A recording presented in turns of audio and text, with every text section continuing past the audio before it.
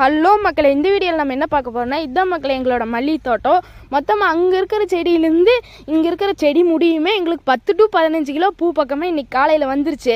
இது மாதிரி வர வைக்கிறதுக்கு நாங்கள் எந்த ஒரு கெமிக்கல் முறையிலையோ இல்லை பெஸ்டிசைட்ஸ் போட்டால் வர வைக்கல. அது எல்லாமே நாங்கள் நேச்சுரல் உரமாக தான் போட்டோம்.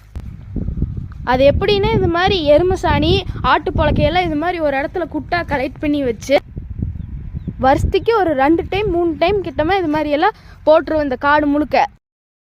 அப்படி போட்டோம்னா நம்ம செடிக்கு எந்த விதமான பாதிப்பும் இல்லாமல் நல்லா ஹெல்த்தியாக வளரும். நம்ம மருந்து அடித்தோம்னா இந்த ரூட்ஸ் அப்சர்வ் பண்ணி அந்த மருந்தை இலை செடியெல்லாம் கருகி போகிறதுக்கான வாய்ப்பு இருக்குது. பெஸ்டிசைட்ஸ் போகிறனால பூ வரலாம், ஆனால் ஒரு லாங் ரன் படி பார்த்தோம்னா அது பூ கொஞ்ச நாளைக்கு தான் வரும். அதுக்கப்புறம் செடியே ஒரு மோசமான நிலைமையில் இருக்கிற மாதிரி ஆகிடும். அதுக்கு நேரத்தில் தான் நம்ம நேச்சுரலான வழியில் போவோம். நேச்சுரலான வழியில் போகிறங்காட்டில் இந்த எந்த விதமான எஃபெக்டும் கிடையாது. நாங்கள் மருந்து அடிக்கலின்னு சொல்ல வரல, மருந்து அடிக்கிறோம். அது எதுக்குன்னா ஒரு ஸ்மால் அமௌண்ட் ஆஃப் மருந்து புழுகளெல்லாம் சாகடிக்கிறதுக்கு அடிக்கிறோம்.